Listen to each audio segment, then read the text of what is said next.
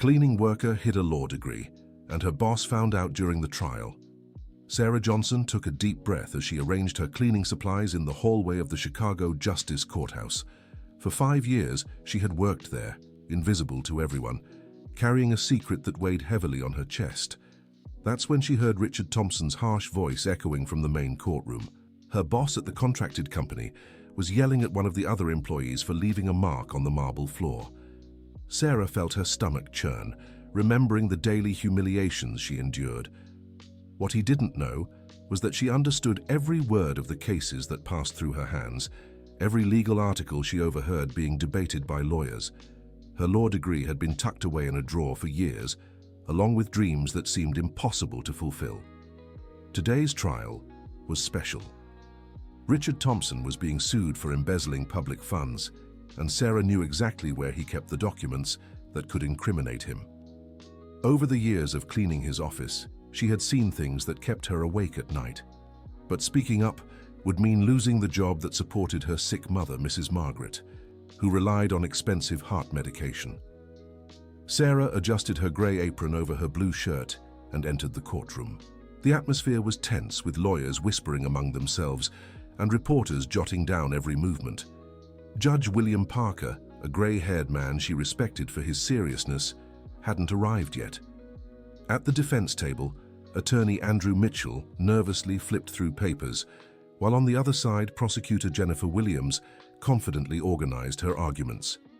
Richard Thompson sat beside his lawyer, wearing an impeccable navy blue suit. At 52, he carried the same arrogant demeanor Sarah knew all too well. His small, calculating eyes scanned the room until they landed on hers. As usual, he completely ignored her, as if she were part of the furniture. Sarah quietly began wiping the side tables, her ears tuned to every word spoken. She knew the case better than anyone present. She had read the documents while cleaning Richard's office, memorizing every detail with the precision only a law graduate could have. The judge entered, and everyone stood. Sarah kept working discreetly, but her mind was focused on what was coming. Prosecutor Jennifer Williams began her argument, presenting evidence of how Richard had diverted funds meant for public school renovations, nearly $200,000. During the recess, Sarah went to the restroom and found Richard washing his hands. He looked at her through the mirror with disdain. "At least once in your life, you could clean the bathrooms properly, Sarah. It's disgusting in here," he said, drying his hands with unnecessary force. Sarah lowered her head, pretending not to care, but inside his words burned like fire. If he knew she had graduated top of her class at the University of Illinois, maybe he'd think twice before speaking to her like that. Dear listener, if you're enjoying the story, don't forget to like and especially subscribe to the channel. It helps us a lot as we're just starting out.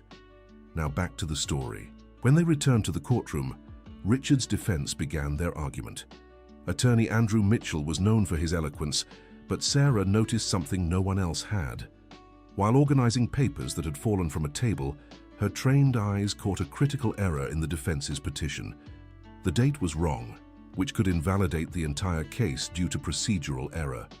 Sarah's heart raced.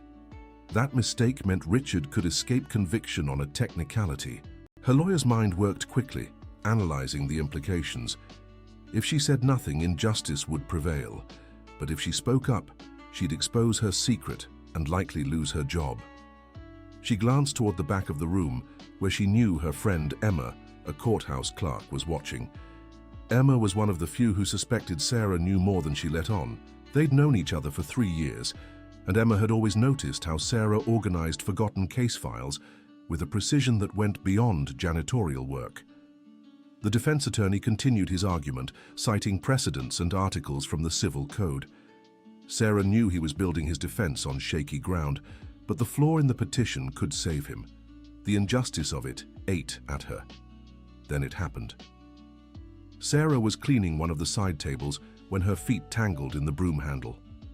She tried to steady herself, but ended up knocking over the stack of documents on the prosecutor's desk. Papers flew everywhere, causing chaos.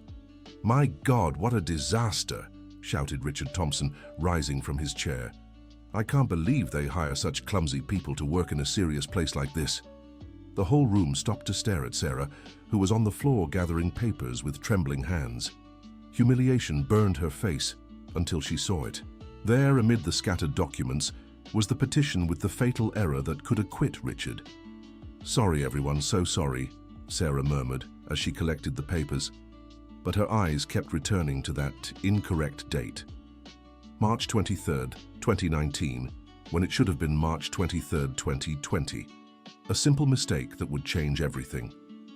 Prosecutor Jennifer moved to help her, but Richard was faster. "Get out of there now," he yelled. "You've done enough damage. How can someone be so stupid?" The word stupid echoed through the room like a slap to Sarah's face. She felt something break inside her chest. 5 years of humiliation, 5 years hiding who she really was, 5 years being treated as worthless. Sarah slowly stood, still holding some documents.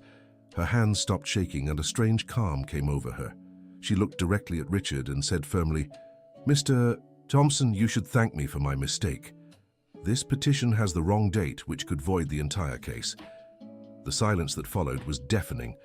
Richard blinked repeatedly, struggling to process her words.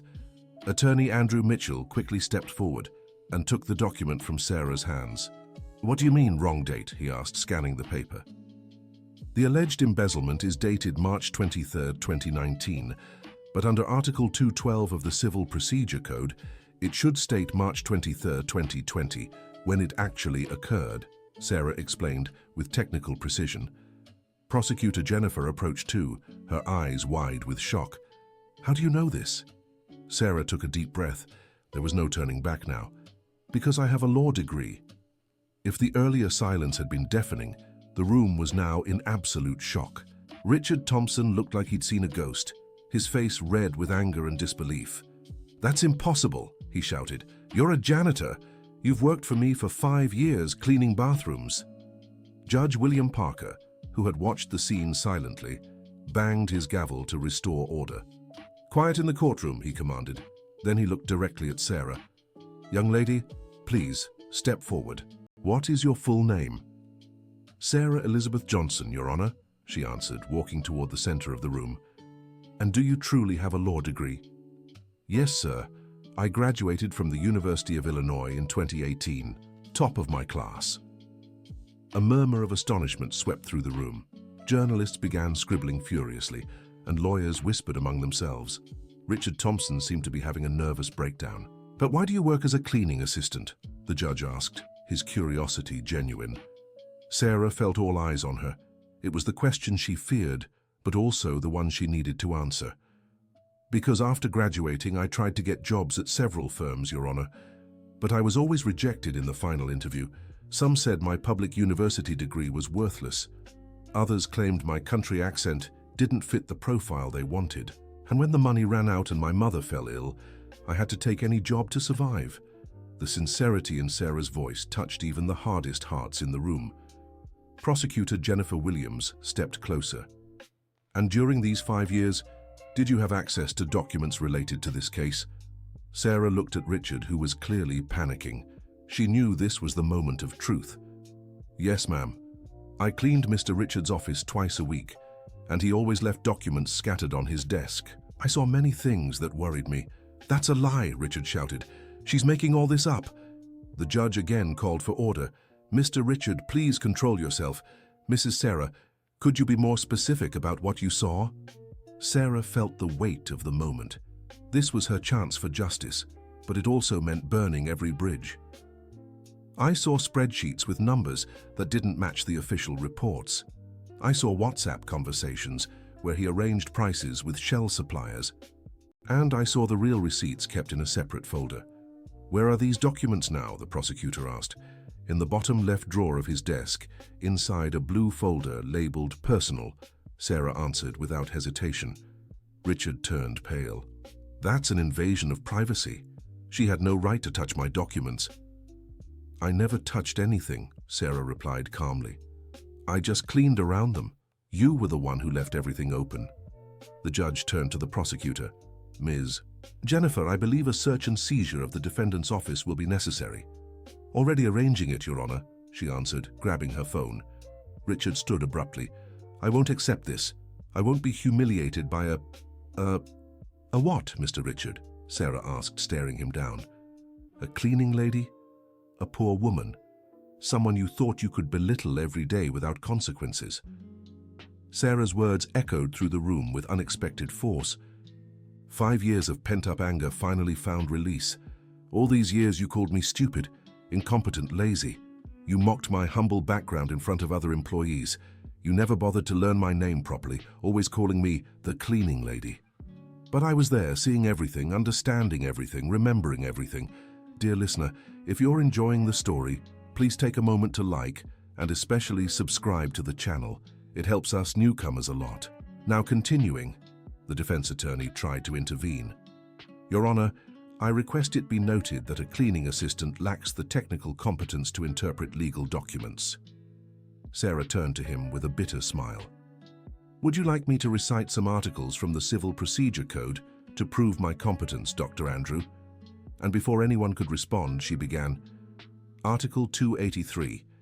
The initial petition shall be accompanied by the documents necessary to file the action. Article 284. If the judge finds that the initial petition does not meet the requirements set forth in Articles 282 and 283, or that it contains defects and irregularities capable of hindering the judgment on the merits, they shall order the plaintiff to amend or complete it within 10 days.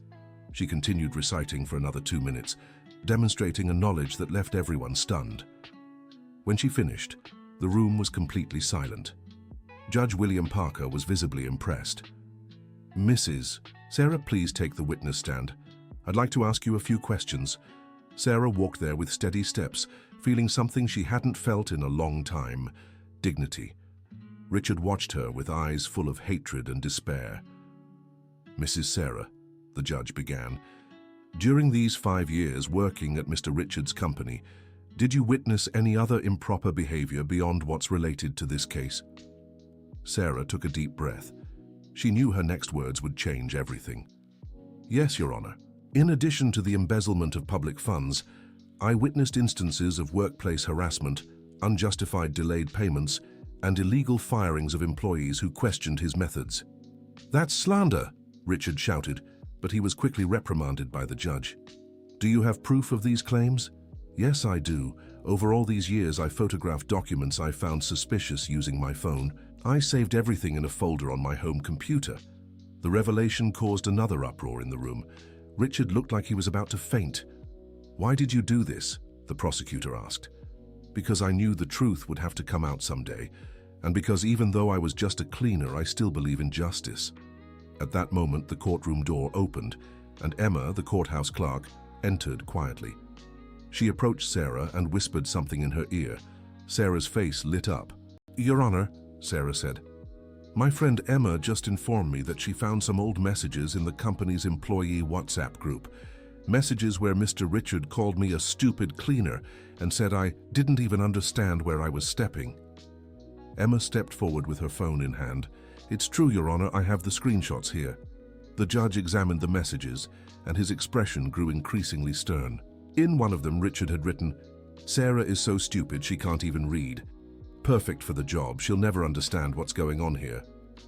"Mr. Richard," the judge said gravely, "on top of the main case, you're now facing additional charges of moral damages and harassment." It was then that Richard's wife, Mrs. Catherine, who had been sitting at the back of the room, stood up and walked forward. She was a woman in her 60s, with graying hair and tired eyes. "May I speak, Your Honor?" she asked in a shaky voice. "Of course, ma'am. I'd like to say that my husband has always been like this. He's always looked down on people he considered beneath him, always thought he could humiliate those with less education or money, and I always stayed silent." Richard looked at his wife with pleading eyes. "Catherine, don't do this." But she continued, tears in her eyes. "Sarah, I ask for your forgiveness. I knew how he treated you. Heard the stories he told at home, always mocking you, and I never did anything. I thought it wasn't my problem." His wife's confession was the final blow. Richard slumped into his chair, defeated. During the recess that followed, Sarah was approached by several lawyers who offered to represent her in potential lawsuits against Richard, but her mind was elsewhere. She thought of her mother, Mrs. Margaret, who was at home waiting for news about how her workday had gone. That's when her phone rang. It was her mother. "Hi, sweetheart, how was your day?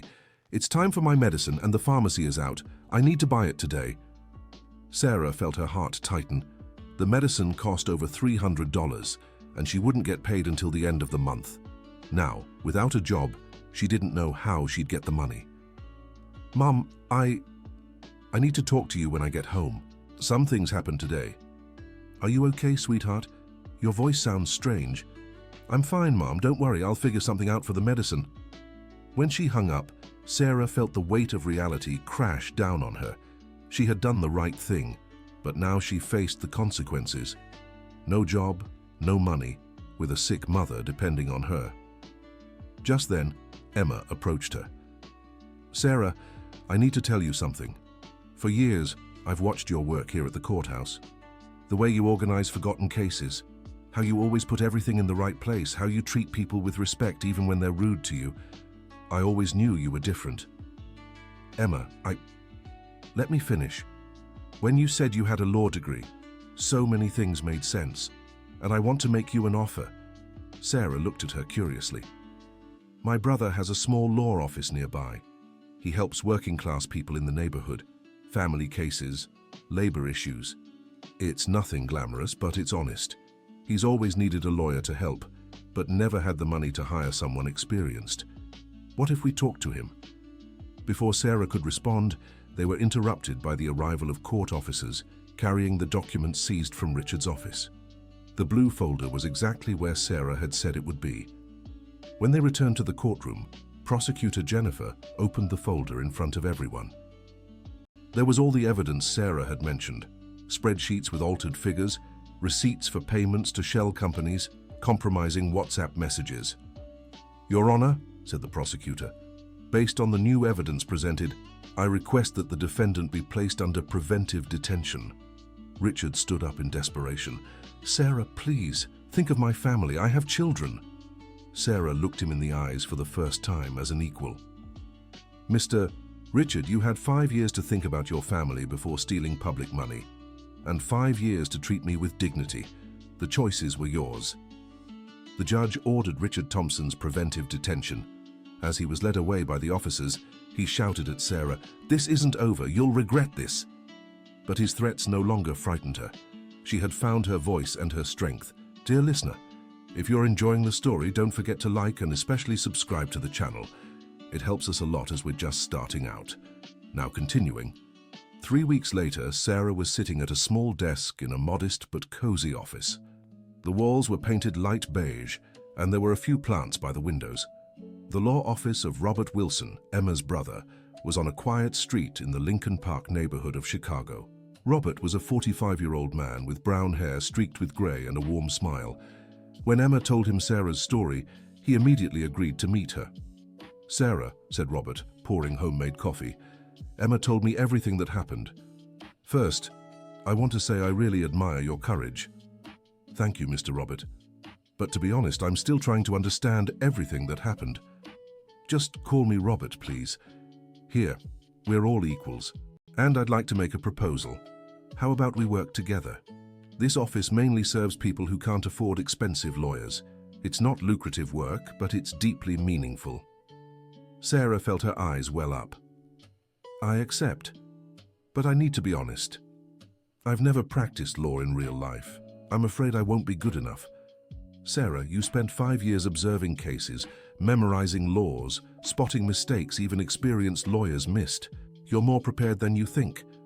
That afternoon, Sarah met her first client, Mrs. Dorothy, a 70-year-old woman being wrongfully evicted from the apartment she'd lived in for 30 years. The landlord wanted to sell the property and claimed she hadn't paid rent, which was a lie. "Mrs. Dorothy," Sarah said, examining the documents, "do you have all your payment receipts?" "Yes, dear. I kept everything in a little box. My late husband always said paperwork matters." Sarah carefully reviewed each receipt. She discovered not only that Mrs. Dorothy was up to date on payments, but that she had even overpaid in some months. "You don't have to worry. We'll fix this," Sarah said confidently. In the months that followed, Sarah gained experience and recognition. She won Mrs. Dorothy's case, helped a young man who'd been unfairly fired, and defended a single mother fighting for custody of her children. Her mother, Mrs. Margaret, was overjoyed by her daughter's transformation. The medicines were now bought on time, and she saw Sarah come home with a sparkle in her eyes she hadn't seen in years. "Sweetheart," Mrs. Margaret said one afternoon as Sarah organized case files at the kitchen table, "I always knew you were special. Even as a child, you stood up for the weaker kids at school. Mum, you always believed in me, even when I didn't believe in myself. And now look how far you've come. A real lawyer, helping so many people." It was on one of those afternoons that Sarah received an unexpected visit. Emma arrived at the office with a young woman around 25, dressed in a cleaning uniform. "Sarah, this is Brittany. She works for a cleaning company and is being harassed by her boss. I thought you could help her." Sarah looked at Brittany and saw a reflection of herself from years ago. The young woman had sad eyes and a defeated posture. "Please sit," Sarah said, offering a chair. "Tell me what's been happening." "Ma'am, my boss keeps making inappropriate advances. He says if I don't agree, he'll fire me, and I need this job to support my little girl." "Do you have any proof? Messages, recordings, witnesses?" "I have some WhatsApp messages, but I'm scared to report it. What if no one believes me?" Sarah stood and walked to where Brittany was sitting. She knelt beside the chair and looked into the young woman's eyes. "Brittany, your job doesn't define your worth. You deserve respect and dignity, no matter where you work or how much you earn, and I'll help you fight for your rights." Sarah's words moved Brittany deeply, and she began to cry. But these weren't tears of despair. They were tears of relief, finally finding someone who believed her. Brittany's case was resolved in 3 months. The boss was sued, and she received compensation that allowed her to start her own small business. On the day of the verdict, she hugged Sarah tightly. "Mom, you changed my life. I don't know how to thank you." "You already have, Brittany. By having the courage to fight for your rights, you showed other women it's possible to win." 6 months after the courtroom victory, Sarah received an unexpected letter. It was from Richard Thompson, written from the prison where he was serving his sentence. "Sarah," the letter said, "I know I have no right to ask for anything, but I'd like to talk to you. Not to defend myself, but to ask for forgiveness." Sarah hesitated but decided to visit him. She wanted to close that chapter of her life for good. The prison was a dark and cold place. Richard looked visibly worn down, with deep bags under his eyes and disheveled hair. When he saw her, his eyes filled with tears. "Sarah, thank you for coming. I don't even know where to start." "You can start from the beginning, Mr. Richard. All these months here, I've had time to think about what I did. Not just the embezzlement, but especially how I treated you and the other employees. I realized I became a horrible person." Sarah listened in silence. "You were always efficient, polite, responsible. And I treated you like trash because I thought I could. Because you were poor, because I thought you wouldn't stand up for yourself. And why are you telling me this now?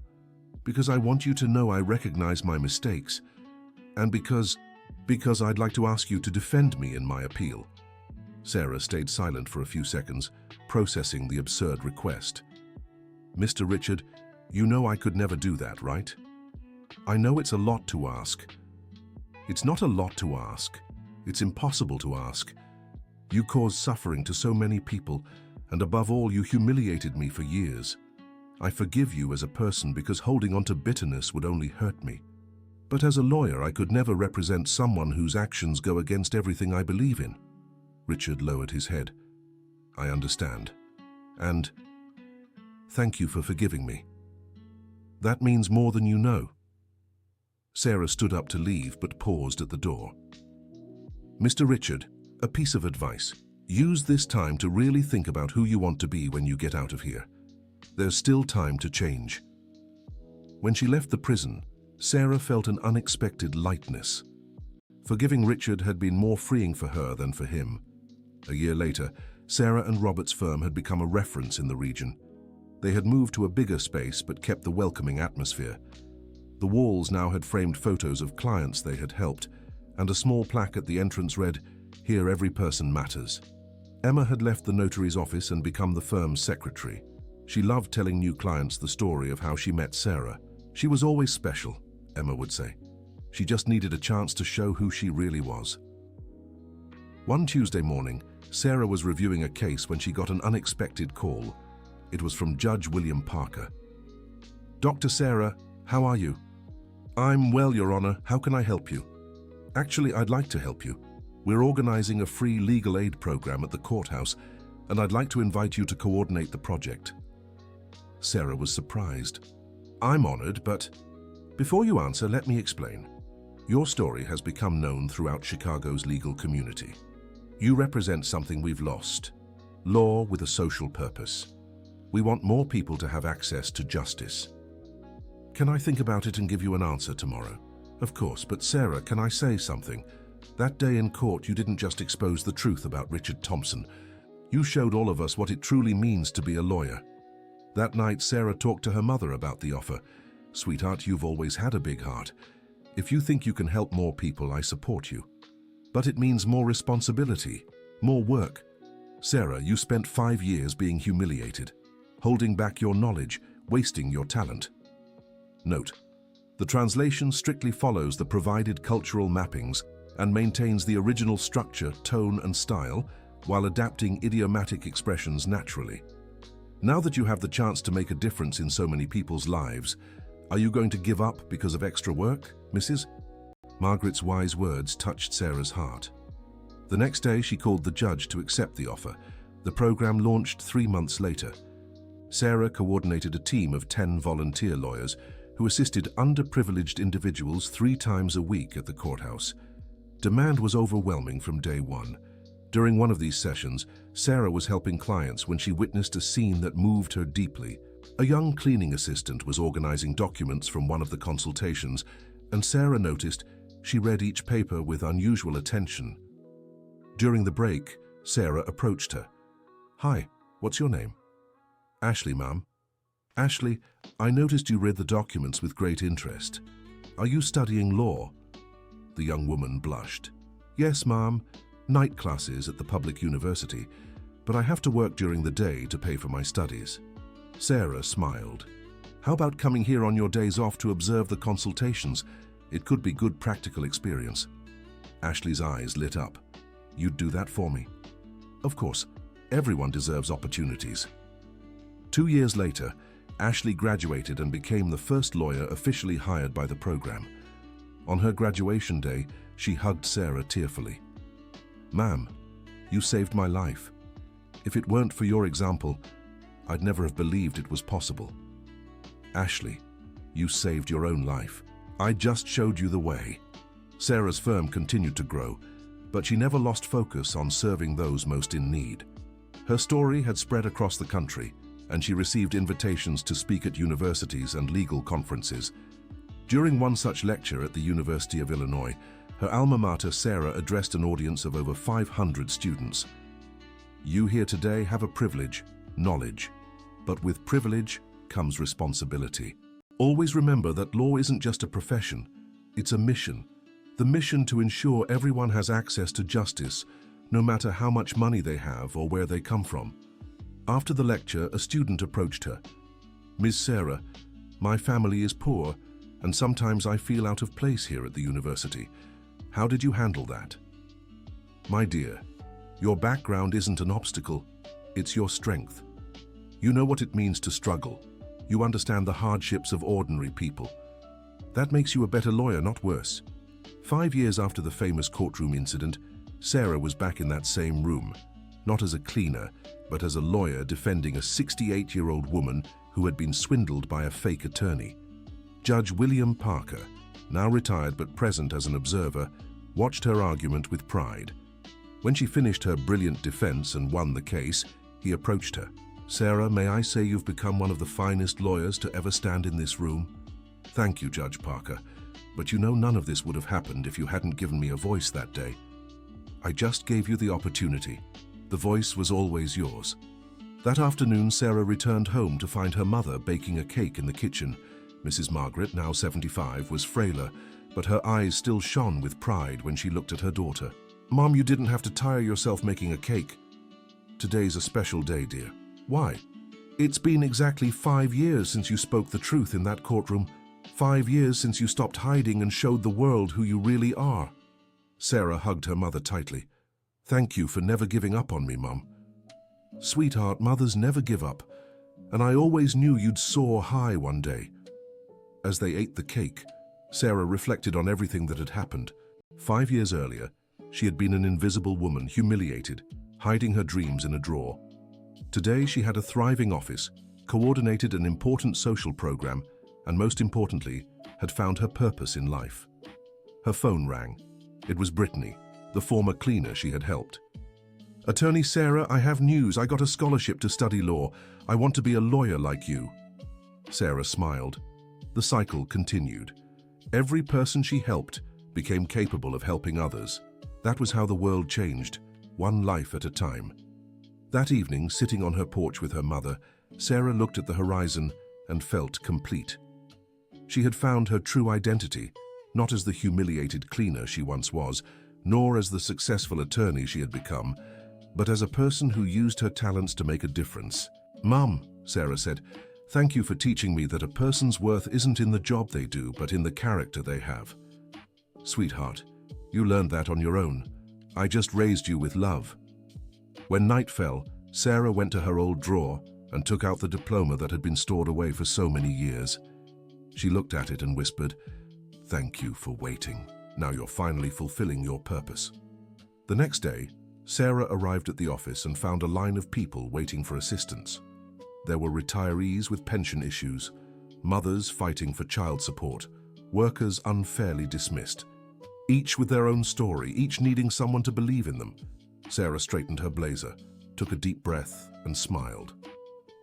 This was how she wanted to spend the rest of her life, giving a voice to those who had none, fighting for those who couldn't fight alone, proving every day that justice wasn't a privilege for the few, but a right for all. Emma approached with the day's schedule. "Sarah, there's a reporter who wants to do a feature on you for a national magazine." "Emma, you know I don't like the spotlight. But think of how many people could be inspired by your story. How many Ashleys, how many Brittany's are out there hiding, needing the courage to show who they really are?" Sarah thought for a few seconds. Emma was right. Her story wasn't just hers. It belonged to everyone who had ever been underestimated because of their job, background, or social class. "All right, but on one condition. I want the article to focus not on my personal story, but on the message. That everyone has worth, everyone deserves respect, and it's never too late to fight for your dreams." The article was published 2 months later and resonated across the country. Sarah received hundreds of messages from people who identified with her journey. Janitors studying at night, housekeepers with diplomas tucked away in drawers, hard-working people with big dreams. One message that touched her deeply was from a 55-year-old woman in New York. "Attorney Sarah, I've worked as a housekeeper for 20 years, but I have a degree in education. I never had the courage to pursue my profession because I thought it was too late. Your story gave me the strength to try again. Thank you for showing us that we're worth more than our jobs." Sarah personally replied to every message, encouraging each person not to give up on their dreams. At the end of that year, Sarah was invited to receive an honor from the Illinois Bar Association. In her acceptance speech, she said, "This award isn't mine. It belongs to every housekeeper who studies at night after a full day's work, to every janitor who memorizes their children's lessons to better understand the world, to every person who's been humiliated because of their job, but never lost their dignity. I've learned that it doesn't matter where you work or how much you earn. What matters is who you are inside, what your values are, how you treat people, and most importantly, never giving up on believing you can be more than your circumstances allow." The audience rose in applause that lasted 5 minutes. Richard Thompson had been released after serving 3 years in prison. He tried to start over, but the fallout from the case had destroyed his reputation. He opened a small consulting firm, far from the spotlight. One afternoon, he was walking near the courthouse when he saw Sarah coming out of a hearing. For a moment, he thought about approaching her but decided to just watch from afar. She was talking animatedly with a client, an elderly woman who smiled gratefully. Richard felt a mix of admiration and remorse. The woman he had humiliated for years now shone brightly, helping people, making a difference. He had learned a bitter lesson about the power of words and actions. That night, he wrote in his journal, "Today I saw Sarah. She became everything I never managed to be, a person who makes the world better. My biggest regret isn't stealing money, it's trying to steal someone's dignity." At least she knew how to defend what was rightfully hers. 7 years after the episode that changed his life, Sarah was about to turn 45. The firm now had 15 lawyers and served over 1,000 people a year. The courthouse program had expanded to other cities in Illinois. Mrs. Margaret, now 79, remained her daughter's biggest cheerleader. Despite her age, she made sure to attend every important event in Sarah's life. "Sweetheart," she said one Sunday morning over coffee, "have you ever thought about writing a book telling your story?" "Mom, what for?" "To inspire others. Your story proves that we can change the course of our lives at any moment." Sarah smiled. "Maybe one day, Mom, but right now I'm too busy living the story." That same day, Sarah received a visit from Ashley, who now had her own firm and had become one of the most respected lawyers in the city. "Sarah," Ashley said, "I have some news. I just hired a new intern, a young woman who works as a cleaner during the day and studies law at night." Sarah smiled. "How did you meet her?" "She came to me saying she'd read about you in a magazine. She said if you could do it, she could too." "What's her name?" "Madison. And you know the most beautiful part? She has the same determination you had, the same humility, the same spark in her eyes." Sarah felt her heart warm. The seed she had planted kept growing, creating a chain of hope and transformation. A few months later, Sarah was at the courthouse when she witnessed a familiar scene. A young cleaning assistant had tripped and dropped some papers. A smug lawyer began yelling at her, calling her clumsy. Sarah calmly stepped forward. "Excuse me," she said to the lawyer. "She just tripped. There's no need to shout." "And who are you to interfere?" the lawyer snapped. "I'm a lawyer, just like you. And above all, I'm someone who knows no profession gives you the right to humiliate another person." The lawyer looked her up and down, noting she wasn't wearing designer clothes. "Judging by how you dress, you must be some public defender." Sarah smiled. "That's right. I defend humble, hard-working, honest people. And I'm very proud of that." The young cleaner watched silently, struck by Sarah's dignity. "What's your name?" Sarah asked her. "Madison, Mom." Sarah blinked. It was the same Madison Ashley had mentioned. "Madison, you're studying law, aren't you?" The young woman looked surprised. "How did you know?" "Because a friend of mine told me about you. And because I recognize in your eyes the same hunger for knowledge that I once had." "Are you Dr. Sarah?" Madison asked with emotion in her voice. "Yes, I am." Madison began to cry. "Doctor, you have no idea how much your story inspired me. When I read about you, I decided I would fight for my dreams too." Sarah hugged Madison in the middle of the courthouse hallway under the embarrassed gaze of the arrogant lawyer. "Madison, your worth isn't in the work you do today, but in the person you're becoming. Keep studying, keep dreaming, and never let anyone make you feel inferior." 6 months later, Madison graduated and was hired by Sarah's firm. On her graduation day, she gave a moving speech. "I want to thank someone who changed my life without even knowing me. Dr. Sarah, you showed me that we can indeed change our destiny, that no job is too small, but also that no dream is too big." Sarah was in the audience next to Mrs. Margaret, who already had trouble walking but insisted on being there. "Mom," Sarah whispered, "thank you for teaching me that planting seeds of kindness is always worth it. My child, you've become a mighty tree that provides shade for so many." That night at home, Sarah looked at the framed diploma on the living room wall. Next to it was a photo from the day she was honored by the ABA, and another with all the lawyers from her firm. But the photo that moved her the most was a simple one, her and Mrs. Margaret, on Madison's graduation day. Two ordinary women who had created a quiet revolution of dignity and hope. Sarah picked up her phone and called Brittany, now in her 4th year of law school. "Hi, Brittany. How are your studies going?" "Great, doctor, and I have news. I got a research grant to study labor rights for women in vulnerable situations." "That's wonderful. You're fulfilling your purpose. Doctor, I want to thank you again. If it weren't for you... Brittany, stop that. You got where you are by your own merit. I just opened a door, but you were the one who walked through it. When she hung up, Sarah felt overwhelmed by a sense of fulfillment. She had discovered that true success wasn't in personal recognition, but in the ability to multiply opportunities for others. On her 45th birthday, Sarah was surprised with a party organized by her entire firm. All the lawyers, staff, and dozens of clients she had helped over the years were there. Emma gave a heartfelt speech. Sarah, when I met you, you were a talented janitor hiding a diploma. Today, you're a talented lawyer who reveals hidden diplomas in others. The most special gift came from Mrs. Margaret. It was a photo album with newspaper clippings about Sarah, thank you letters from clients, and pictures of everyone inspired by her story. My child, Mrs. Margaret said with a trembling voice, this album is proof that a life well lived leaves marks on the world. Sarah flipped through the album with tears in her eyes. It documented not just her journey, but the transformation of hundreds of lives. On the last page was a photo of Sarah at 25, newly graduated, full of dreams. Next to it, a current photo at 45, surrounded by all the lawyers she had inspired and mentored.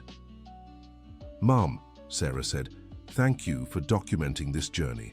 Sometimes we don't realize how much we've grown until we look back. My child, you haven't just grown in knowledge or position. You've grown in wisdom, in compassion, in the ability to turn pain into purpose. 10 years after that fateful day in court, Sarah found herself in that same room again, but this time as a speaker at a seminar on access to justice. The audience was packed with judges, prosecutors, lawyers, and law students.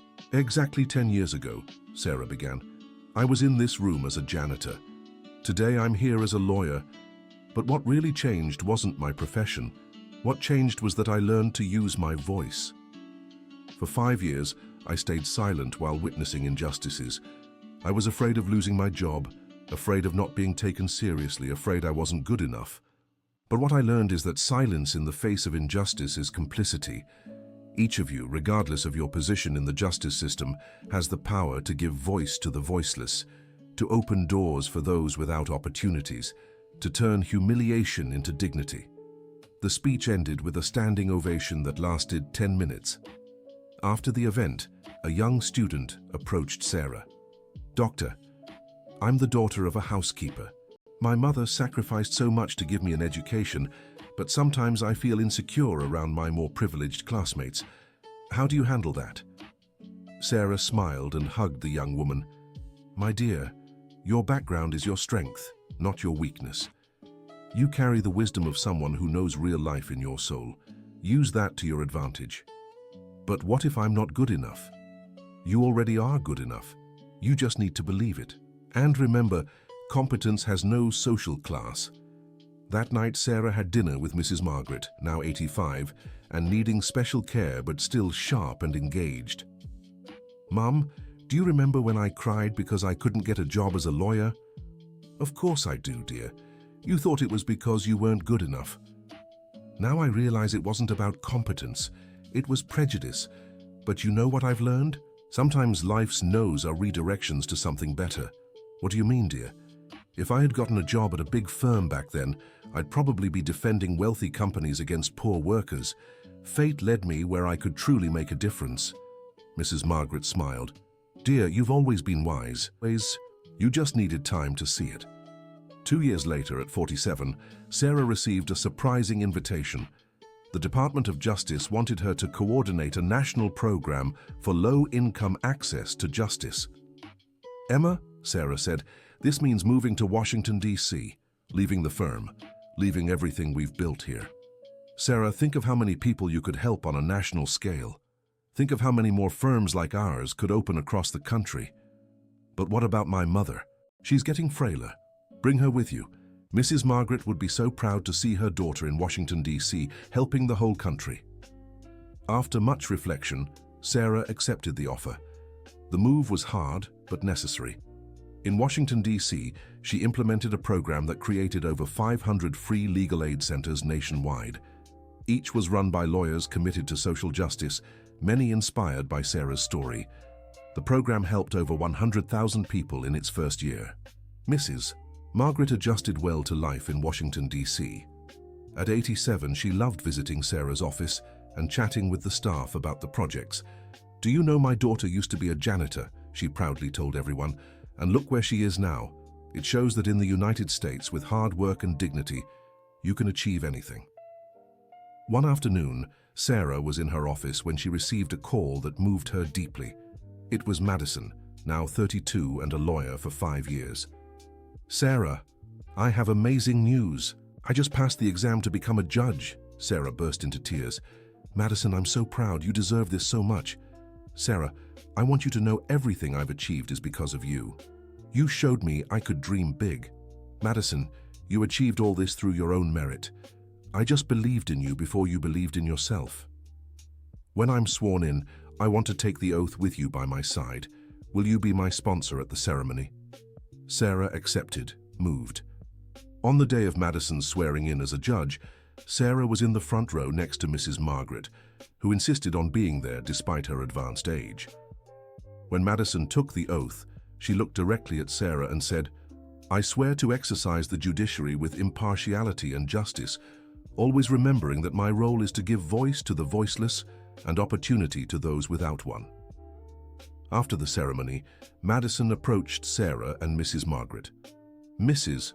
Margaret," Madison said, "you know you raised a daughter who changed the United States, right?" Mrs. Margaret, now struggling to speak, whispered, "I always knew she was special. I just didn't know she'd be special to so many people." That night at the hotel, Sarah helped her mother to bed and watched her sleep for a while.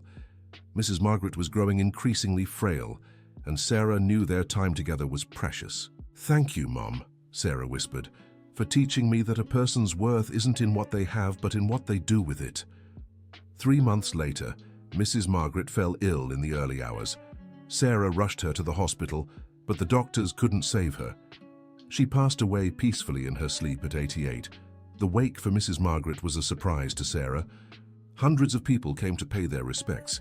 Clients Sarah had helped, lawyers she'd inspired, staff from the national program, even strangers who only knew her story from the news.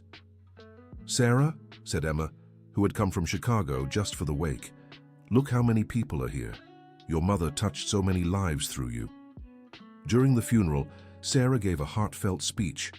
"My mother was a simple woman who never had the chance to study but had the wisdom of life. She taught me that it doesn't matter where you come from, but where you want to go. And most of all, that success is only meaningful if it can be shared." Mrs. Margaret was a mother who believed in her daughter's potential, even when her daughter didn't. She was a woman who faced hardships with dignity and always supported those in need. Her legacy isn't just in me, but in every person who transformed their life after hearing our story. After the funeral, Sarah spent a few days in Chicago, revisiting the places that marked her journey. She stopped by the old office, now run by Robert and Ashley, who had expanded services to 3 neighborhoods. She also visited the courthouse where it all began. The courtroom where she had revealed herself as a lawyer now bore a small plaque. "Sarah Johnson Courtroom, in honor of one who proved justice is a right for all." Sarah was moved by the plaque. Emma, who was with her, explained, "It was Judge Williams' idea. He said you turned this room into a symbol of hope." Back in Washington, D.C., Sarah devoted herself even more to the national program. It felt like her way of honoring her mother's memory by multiplying opportunities for others. 5 years after Mrs. Margaret's passing, Sarah had become a national figure in human rights. Her program had helped over 500,000 people across the country. At 52, Sarah received the most important invitation of her career, an appointment to the National Justice Council, the body responsible for ensuring the efficiency and transparency of the U.S. judiciary. It was the highest recognition for a woman who had started as a janitor. At the swearing-in ceremony, Sarah delivered a speech for the ages. 15 years ago, I was cleaning the halls of justice. Today, I have the honor of helping to clean the injustices from the system. My journey proves that in the United States, talent can overcome circumstances, dedication can conquer prejudice, and dignity can turn humiliation into purpose. I take this office remembering every janitor, every doorman, every humble worker who dreams of opportunities. My mission will be to ensure justice reaches everyone, regardless of class, race, or background. The speech was met with a 10-minute standing ovation and resonated across the country. Madison, now a respected judge in Chicago, watched the ceremony on TV and called Sarah. "Sarah, Mrs. Margaret must be so proud in heaven. You've reached where you deserve to be." Madison, we never stop reaching. Every life we touch is a new place we arrive. That's true. Speaking of which, I have news. I just met a young lawyer who worked as a housekeeper to pay for law school. She reminded me so much of you. I'll introduce you. Sarah smiled. The cycle continued, and it would go on forever. At 55, Sarah gazed out the window of her office in Washington, D.C., reflecting on all she had lived through, from a humiliated cleaner to an advisor on the National Justice Council, from an invisible woman to a national figure in access to justice. But what made her proudest wasn't the titles or recognition. It was knowing she had turned pain into purpose, humiliation into dignity, and her personal dream into a shared one. Just then, her assistant knocked. "Dr. Sarah, a letter arrived for you." The letter was from a 22-year-old woman in a small town in Louisiana. "Dr. Sarah, my name is Jennifer. I work as a school janitor but study education at night. I read your story in a magazine and wanted to thank you. You gave me the courage to keep fighting for my dreams. One day I'll be a teacher and show my students they can be anything they want." Sarah placed the letter in a special folder where she kept every message from those inspired by her story. Over 1,000 letters, each representing a changed life. That evening, Sarah returned home and ate alone, as she had since Mrs. Margaret passed. But she didn't feel lonely. She felt surrounded by all the lives she had touched, all the dreams she had helped realize. Before bed, as she did every night, Sarah whispered in gratitude, "Thank you, Mom, for teaching me that true wealth lies in making a difference.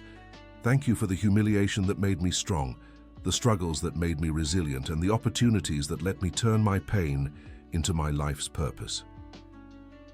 On the bedroom wall beside her bed was a photo of Mrs. Margaret smiling. Sarah looked at it and whispered, "Mom, we did it. We turned our story of suffering into one of hope for thousands." And so, Sarah Elizabeth Johnson proved that a person's worth isn't in their job, but in their character, the dignity they uphold, and the good they bring to the world. End of story. Now tell me, what did you think of this inspiring story? Do you believe Sarah made the right choices by speaking her truth, even knowing she'd lose her job? Share your thoughts in the comments and let us know where you're watching from. If this moved you, don't forget to like and subscribe so you won't miss other uplifting stories that show how dignity always wins in the end.